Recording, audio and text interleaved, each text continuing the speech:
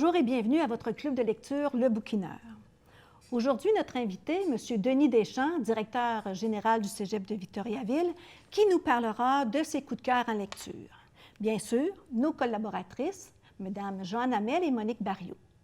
Alors, bonjour, mesdames. Bonjour. Vos autrices cette semaine, mesdames, ce sont... Pour ma part, c'est Catherine Perrin, une autrice québécoise. Et moi, c'est Caroline Valentini, une psychologue belge. Donc, ça promet. Mais merci. Mais avant de parler de nos livres, nous allons vous présenter une entrevue, cette entrevue-là avec M. Denis Deschamps, qui a été faite au Cégep de Victoriaville. Bonjour, M. Deschamps. Bonjour. Alors, comme directeur général du Cégep de Victoriaville et comme homme, j'aimerais savoir votre rapport, votre relation avec la lecture. Bien, la lecture, pour moi, c'est quelque chose de fondamental. C'est super important. Ça l'est depuis que je suis tout jeune. Comme beaucoup de garçons, j'ai commencé avec des bandes dessinées, avec la BD, se créer un univers. J'ai lu Tintin, Astérix et tout ça. Puis, je me suis intéressé rapidement à d'autres choses, à en connaître plus sur le monde. Et c'est pour ça que les lectures dont on va parler ensemble aujourd'hui, bien, c'est beaucoup ce qui m'intéresse. Donc, la science-fiction, l'humain, comment qu'on se projette dans le futur, mais aussi le passé de l'humain. Donc, en connaître plus sur l'histoire, donc à travers des romans, c'est quelque chose de fondamental pour moi. Puis c'est quelque chose que j'ai même essayé, puis je pense avec succès, de donner comme goût et d'intérêt aussi à mes propres enfants. Donc, la lecture, mes deux filles, mon garçon. Donc, c'est leur lire des histoires, c'est quelque chose de fondamental, c'est quelque chose de profondément, je dirais, intime aussi, la lecture. Hein, les goûts de tout le monde, tout est différent. Donc, mes enfants ont développé leur goût, tout ça. Et pour moi, donc, c'est quelque chose dans lequel on apprend, je pense, en fait, on apprend, c'est ça. On apprend beaucoup de choses à lire. Donc, je lis des essais, je lis des romans, je lis encore toutes sortes de... Je lis aussi sur l'actualité. Donc, pour moi, la lecture, c'est apprendre, c'est se connecter sur les autres, c'est de la détente aussi, la lecture, fondamentalement. C'est décrocher, puis c'est s'en aller dans d'autres univers. Et en parlant de décrocher, vous nous parlez de la science-fiction, du roman de science-fiction de M. Frank Herbert, Dune, oui. qui fait l'objet actuellement d'un film avec Denis Villeneuve. Ça a été publié en 1965. Vous l'avez lu jeune adulte. Et maintenant que vous avez un petit peu plus d'expérience, vous l'avez relu. Qu'est-ce qui a motivé cette relecture-là? Bien, vous l'avez dit, c'est sûr que c'est la sortie cinématographique du film de Denis Villeneuve là, qu'on a tous hâte de voir. Dune, je l'ai lu il y a peut-être 20 ans. Puis là, je le redécouvre maintenant, aujourd'hui, avec justement 20 ans de plus d'expérience et, disons, de sagesse, on va le dire comme ça. Mais pour moi, Dune, c'est une épopée qui est d'abord et avant tout humaine. C'est un livre de science-fiction, mais ce qui est drôle, c'est en même temps, c'est pas vraiment un livre de science-fiction parce qu'on se projette très loin dans le passé. On est en l'an 10 100 quelque chose, là. Mais c'est un univers, Dune, où finalement, il n'y a pas de robot, il n'y a pas d'intelligence artificielle, il n'y a pas de machine pensante, il n'y a pas d'ordinateur. Donc, toute la technologie est évacuée. Puis, c'est des thèmes, même si on se projette dans le futur très, très lointain avec Dune, ben c'est d'abord beaucoup des thématiques qu'on vit et qui sont très d'actualité. La religion, l'écologie, le rapport aussi homme-femme, tout ce qui est aussi, la drogue, l'épice qui est au centre de l'histoire. Ouais. Donc, c'est un peu tout ça là, qu'on découvre dans Dune. Oui, puis dans ce roman-là, il y a des portraits de femmes qui sont très forts. Là. Oui. Les femmes sont... Oui, très, très, très fort, très, très puissante et en même temps très dangereuse aussi.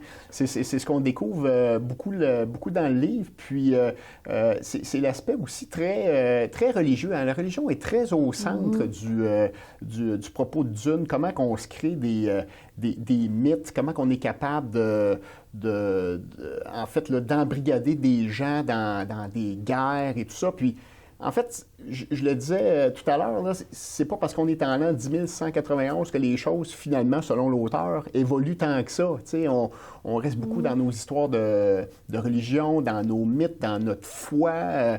Et ça, c'est vraiment au cœur, en fait, de l'histoire qui est racontée dans Dune. Oui, puis vous parliez de religion. Elle est vraiment exploitée en termes d'enjeux politiques aussi, là. Hein? Tout à fait. Tout à fait, parce qu'au centre de l'histoire de Dune, il y a des guerres entre l'Empire, entre les maisons de cet Empire-là, des guerres fratricides, des gens même qui, ne le sachant même pas, sont issus finalement de la même lignée, de même famille, qui se sont finalement séparés au cours des ans. Fait que bref, c'est l'histoire humaine qu'on a connue au 20e siècle, au 15e siècle, au 10e siècle. C'est l'histoire qui se répète, là, finalement. Là. Oui. Puis, en termes de répétition, il parle beaucoup aussi là, d'écologie, d'environnement sain. Hein? Oui, c'est intéressant parce que, vous l'avez dit, c'est un livre qui a été écrit au milieu des années 1960. Donc, c'était le début, finalement, des courants un peu plus écologiques, environnementaux à l'époque. Puis Dune en parle de ça. Donc, on sait que l'histoire, en fait, de Dune, elle est centrée vraiment sur une planète qui est, à toute fin pratique, un vaste désert. C'est habité même par des vers géants. Donc, comment on est capable je dirais, d'écologiser ou de verdir cette planète-là qui est complètement désertique. Et l'eau est quelque chose de fondamental dans le roman de Frank Herbert de Dune. Donc, et on était là en 1965 au moment où il a écrit son livre. D'ailleurs, c'est un peu ça qui l'a inspiré, là, pour avoir lu un peu comment il y avait... qu'est-ce qui avait été pour lui l'étincelle. Mais puis là, on est en 2020 aujourd'hui, puis on voit comment l'écologie... tu sais, notre planète, finalement, si j'avais à faire un parallèle dans Dune, la fameuse planète Arrakis, on essaie de la transformer d'un désert à quelque chose de plus verdoyant. Puis maintenant, on regarde l'état de notre planète aujourd'hui, puis on se dit, est-ce qu'on se dirige vers un désert? Fait que, en tout cas, il y a une petite analyse, un petit clin d'œil intéressant à faire par rapport à notre situation actuelle. Là. Oui, hein? Ouais. Donc, c'est quand même totalement d'actualité, ce volume-là. Oui, encore même près de, c'est quoi, ça fait près de 50 ans, même plus de 50 ans que ça a été écrit. Puis oui, c'est encore des thèmes très, très humains, très fondamentaux, notre rapport à l'environnement. Donc pour moi, ça me rejoint beaucoup. Puis c'est drôle parce que pour moi, c'est quelque chose aussi que je trouve intéressant à mentionner, c'est que on a le droit de relire un livre. Tu sais, souvent, notre rapport à la lecture, on va lire un livre, un roman, un essai, une biographie, peu importe, on va la lire, puis on la met de côté, puis ça prend la poussière dans notre bibliothèque. Mais des fois, de redécouvrir un livre qu'on a aimé, puis le revoir avec un œil différent, c'est ça que ça m'a permis, finalement, la relecture de Dune, de revoir des thématiques qui, il y a 20 ans, pour moi, étaient peut-être pas super importantes, mais là, je les revois avec un autre œil, un œil plus adulte. Donc, ça aussi, je trouve que c'est une découverte parce qu'il n'y a pas beaucoup de livres que je lis 2 fois. Mm-hmm. Oui, puis là, vous avez remarqué une progression, une évolution dans votre pensée, vos réflexions, puis tout ça, avec cette relecture-là. On voit qu'on évolue, l'humain évolue. C'est ça. Est-ce que vous recommanderiez ce livre-là? Ah, bien, tout à fait, tout à fait. C'est sûr que Dune, c'est toute une épopée. Hein? C'est ce que les gens connaissent beaucoup de Dune, c'est les 2 premiers tomes, c'est 7 tomes, c'est une écriture qui est complexe, qui est très intérieure, là, parce qu'il y a beaucoup de dialogue intérieur dans Dune. Là. C'est un fil conducteur aussi de l'auteur. Donc, on est dans les pensées de ces personnages. On n'est pas juste dans les dialogues, mais c'est quelque chose que je recommande. C'est vraiment une belle lecture avec des thèmes, comme on disait, là, très d'actualité. Oui. Puis pour ceux et celles qui... ça rebute un petit peu, il est sorti maintenant la BD de Dune. Alors, ils peuvent aller chercher la BD oui, tout à fait. 20 chapitres. Tout à fait. Puis, en fait, une belle façon aussi. Puis, j'ai très hâte de voir le film de Denis Villeneuve. Là, je suis persuadé que ça va être quelque chose d'excellent. Puis, c'est pour ça que ça m'a donné le goût de relire cette œuvre qui est considérée comme un des grands, finalement, chefs-d'œuvre de la science-fiction dans le roman. Et quand même dans un même sens, parce qu'il y a quand même une relation entre les deux volumes que vous avez retrouvés. Vous avez lu aussi Sapiens, une brève histoire de l'humanité par Yuval Noah Harari. Et par rapport à ce volume-là, qu'est-ce qui vous a accroché? On sait que ça a été écrit par... il est historien, il est penseur israélien. Qu'est-ce qui vous a accroché dans ce volume-là? Bien, je le disais un peu en introduction, moi, ce que j'aime beaucoup dans la lecture, c'est m'évader, puis m'en aller dans d'autres univers. Puis pour moi, la science-fiction, depuis que je suis tout jeune, c'est quelque chose qui m'a toujours intéressé, l'avenir. Mais notre passé, en fait, comme humain, là, c'est quelque chose aussi qui m'attire beaucoup. Donc, c'est un bouquin dont j'avais entendu parler. Il y a plusieurs grands. Barack Obama l'a lu, Bill Gates l'a lu, le fondateur de Microsoft. Fait que je me disais, il y a peut-être quelque chose d'intéressant là-dedans. Fait que je me suis procuré, je suis allé chercher.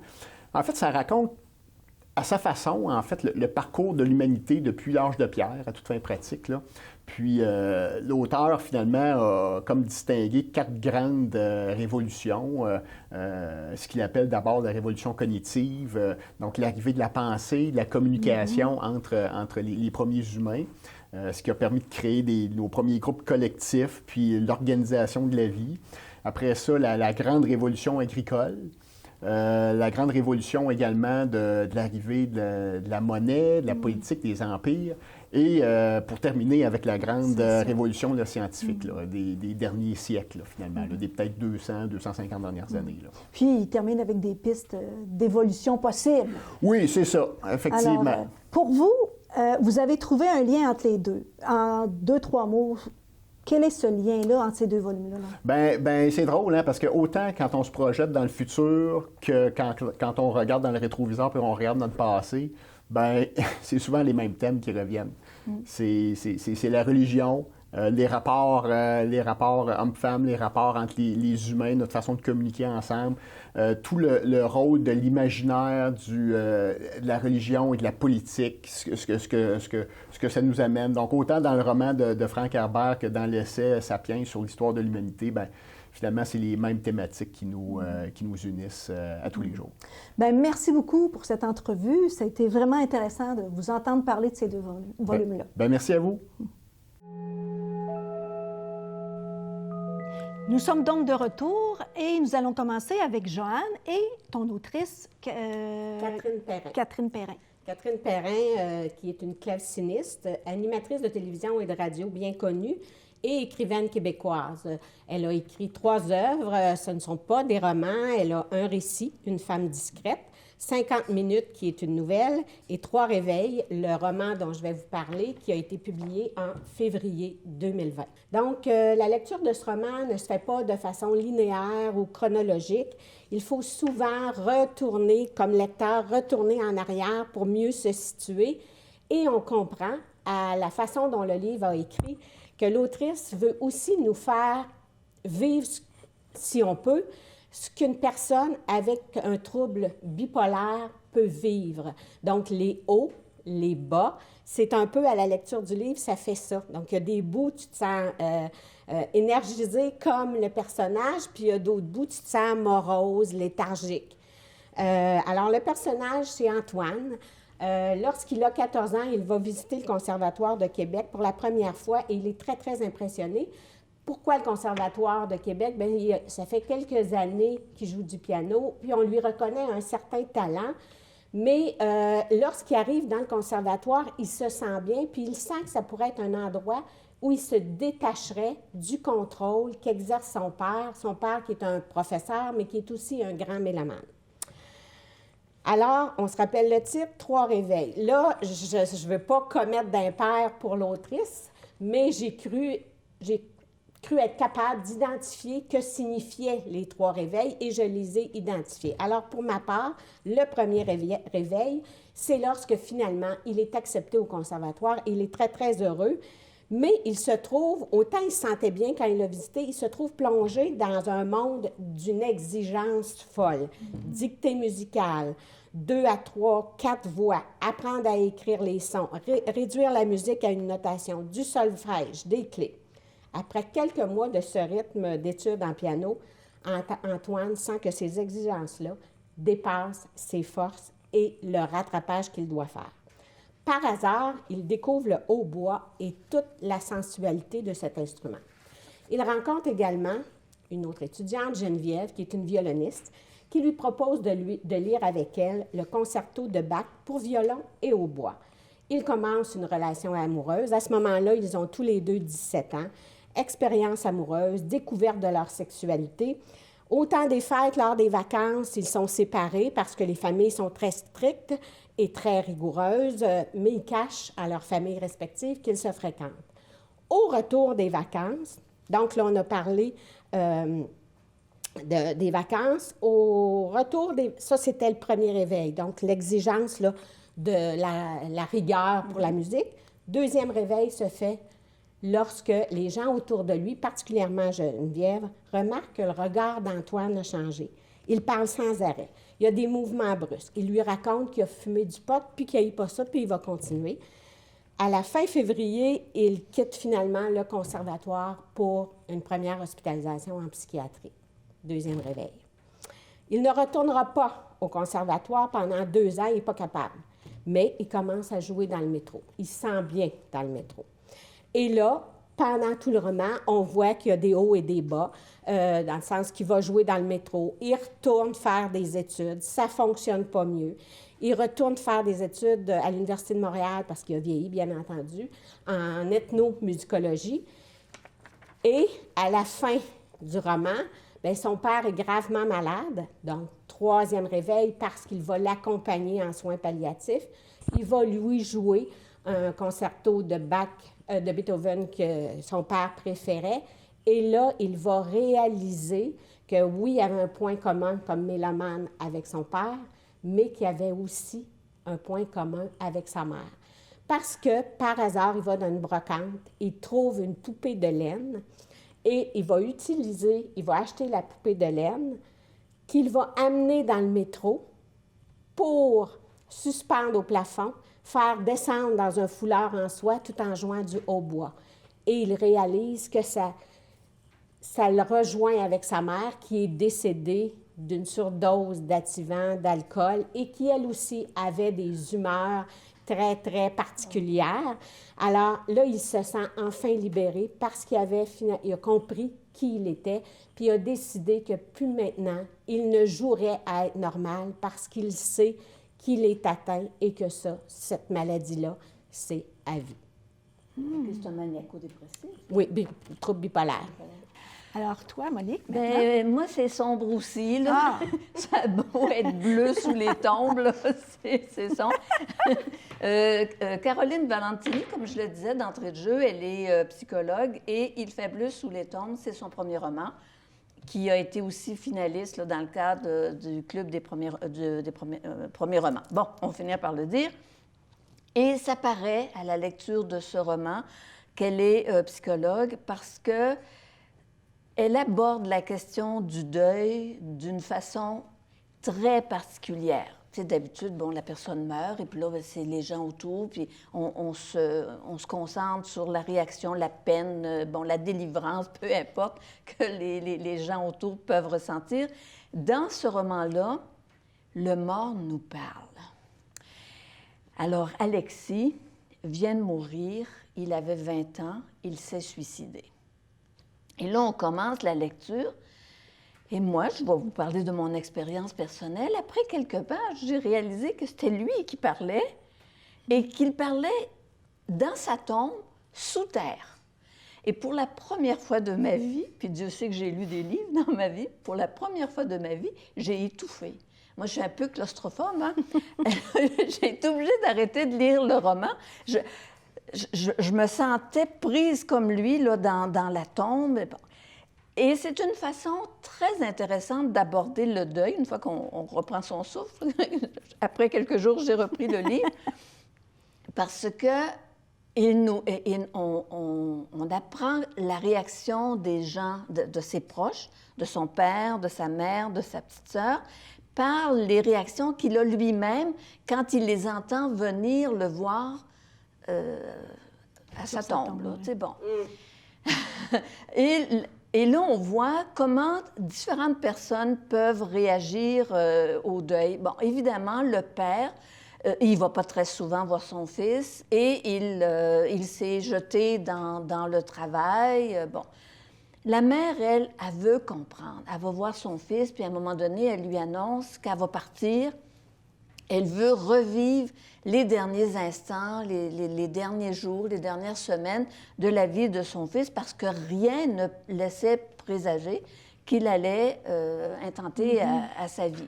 Alors, elle suit son cheminement, elle va dans le lycée où il étudiait, tout ça. Elle rencontre un de ses professeurs qui est un peu comme son mentor.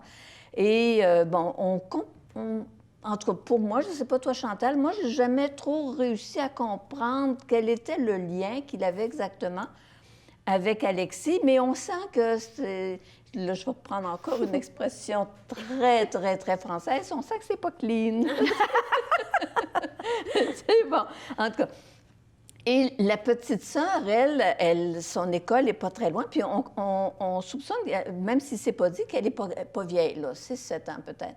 Et elle profite de la récréation, elle se sauve, puis elle va parler à son frère.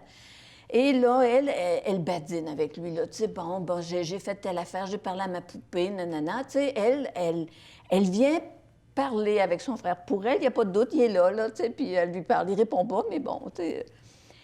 Et ça se termine, ce roman-là, en nous faisant réaliser que lui, il commence à disparaître, à sortir de sa tombe quand les gens, ses proches, commencent à faire leur deuil. Et c'est là que elle, ce qu'elle avance, là, c'est que le mort aussi fait son deuil des vivants, au même titre que les vivants font leur deuil du mort. En tout cas, moi, j'en parle, là, puis j'ai encore les frissons. C'est un petit livre, c'est une petite plaquette, c'est pas long à lire, mais c'est une façon intelligente, puis d'aborder le deuil, puis en même temps, c'est que ça nous donne de l'espoir face à la mort. Tu sais, qu'on ne part pas là, puis que, tu sais, c'est la lumière, point parti, point à paix ailleurs. Non, on reste en contact avec les gens qu'on a aimés. Parce que, dites-vous bien, moi, mourir, pour moi, la chose la pire, c'est de quitter ceux que j'aime. C'est pas de... c'est... Hein? Bon. Alors là-dedans, à nous réconcilier avec cette idée-là, à lire absolument. Ah oui, j'ai adoré, moi aussi. C'est bon, hein? J'ai beaucoup aimé. Puis ça prend un certain temps avant qu'Alexis comprenne qu'il est décédé. Oui, en plus. Oui, vraiment. Oui, c'est vraiment très particulier. C'est pas long à lire, non. 100 quelques pages. C'est ça. Ça vaut la peine. Oui. Bien, merci beaucoup. Alors moi, je vais vous parler du dernier roman de Jocelyne Saucier, À train perdu, qu'elle a écrit en 2020. Jocelyne Saucier, c'est celle qui a écrit « Il pleuvait des oiseaux », qui a été... premièrement encensé par le public en 2011. Le volume a été encensé. Puis, il a été porté au grand écran avec cette chère Madame André Lachapelle, Rémi Girard et Gilbert Sicotte. C'est un film que j'ai adoré. Habituellement, quand on lit le livre, on est déçu par le film. Ou si on voit le film et on lit le livre, il y a toujours une petite déception. Pas du tout, ni dans l'un ni dans l'autre. J'ai vraiment apprécié. Alors, Jocelyne Saucier est née au Nouveau-Brunswick en 1948. Elle a fait des études en sciences politiques, en journalisme. Elle vit en Abitibi depuis plusieurs années. Puis, elle a écrit 4 romans en 15 ans. Celui-ci, ça lui a pris 5 ans à l'écrire. Et l'idée lui est venue, l'inspiration lui est venue lors d'un voyage qu'elle a fait en train. Un voyage qu'elle a fait, c'est un voyage de plus de 10 heures. Et là, elle voyait en biais une vieille femme immobile, avec à côté d'elle une glacière, une pile de magazines. Cette dame-là, dans ce voyage-là au complet, n'a pas bougé de son siège, même pas pour aller aux toilettes. Fait qu'elle, comme écrivaine, elle s'est posé plein de questions. Mais qu'est-ce qui la retient? Est-ce qu'elle est absorbée par un deuil, une peine? Est-ce qu'elle fuit? Est-ce qu'elle va? Est-ce qu'elle connaît sa destination? Tu sais, pour elle, là, c'était en ébullition. Fait que cette idée-là a fait son chemin et ça a pris 5 ans avant d'écrire le volume, mais un vrai petit bijou. Alors, ça parle de Gladys Como, qui est montée à bord du train Northlander le 24 septembre 2012 et qu'on n'a plus jamais revue dans son village, Svastika, qui est une petite bourgade, c'est même pas un village, c'est une bourgade le long du chemin de fer du nord de l'Ontario. Alors, L'alter ego, je dirais, de Jocelyne Saucier, le narrateur, c'est un homme qui a déjà connu, puis je vais vous en reparler, des school trains qu'on a vus sur les chemins de fer de l'Ontario et d'une partie du Canada. Lui, il essaie, parce que là, après sa disparition, tout le monde s'inquiète, puis lui, il a le goût de savoir, mais qu'est-ce qui s'est passé, de retrouver tous les événements qui ont fait que, mais où est-ce qu'elle est rendue, qu'est-ce qu'elle a fait, puis tout ça. Et vraiment, là, il y a des anecdotes, des souvenirs qui reviennent, il pose beaucoup de questions, il y a des personnages qui répondent à certaines questions parce qu'il fait une enquête vraiment approfondie. Alors, les événements marquants de la vie de Gladys, elle a vécu une enfance et une adolescence heureuses sur les school trains parce que son père était enseignant sur ces trains-là. Donc, une partie de l'année, elle et ses frères, ses sœurs, puis sa mère vivaient là, dans le train. Puis comment ça fonctionne, c'est que les élèves, le train passait, ils arrêtaient à la gare, ils venaient chercher les enfants, l'enseignant leur enseignait et quand ils revenaient, ils ramenaient les enfants chez eux, tout ça. Alors, c'est vraiment intéressant par rapport à ça. Elle a une fille enjouée qui a toujours été enjouée, puis tout à coup est devenue taciturne, puis qui, à répétition, voulait se suicider. Et ensuite, elle a perdu son mari qui travaillait excusez-moi, il y a eu un petit bruit de décor. Elle a perdu son mari dans une chute accidentelle dans la mine où il travaillait. Alors, c'est un voyage erratique qu'elle fait, mais à l'aide des souvenirs, des rencontres du narrateur. On rencontre le frère, une personne dépressive, des frères conducteurs de train, un homme qui avait fait le décompte de tous les gens qui étaient morts dans la mine. Jocelyne Saucier nous fait observer l'immensité des paysages, la sérénité des gens qui habitent dans ces petits villages-là. C'est serein, puis on voit au fil de l'histoire ce qui s'est passé, et on voit aussi l'attachement de ces gens-là à leur coin de pays. Alors, un roman profondément humain, je dirais, sur la quête de sens, avec les thèmes vieillesse et amitié. Alors, si vous avez aimé « Il pleuvait des oiseaux », vous allez probablement aimer « À train perdu ». Vraiment un beau roman, un beau petit roman, là, empreint de sérénité. Ça fait du bien après les deux nôtres. Bien, merci beaucoup, mesdames. Alors, je vous laisse en citant une phrase que j'ai lue dans une revue littéraire et que je trouvais tellement à propos en ces temps de pandémie. « Le virus de la lecture est le seul qui ne fait aucune victime et qu'on souhaite le plus répandu possible. » Bonne semaine.